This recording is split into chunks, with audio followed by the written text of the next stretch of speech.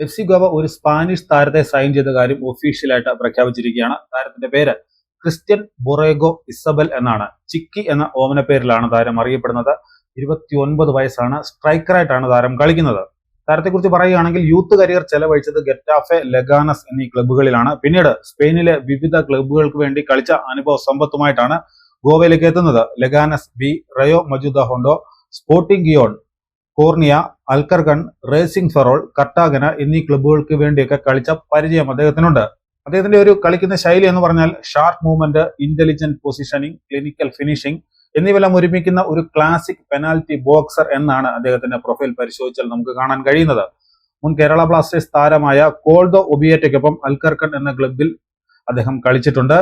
സ്പെയിനിന്റെ മുന്നേറ്റ നിരയെ ശക്തിപ്പെടുത്താൻ പോകുന്ന ഒരു മികച്ച ഓപ്ഷൻ തന്നെയായിട്ടാണ് എഫ് സി ഗോവ ഈ സൈനിങ്ങിനെ കാണുന്നത്.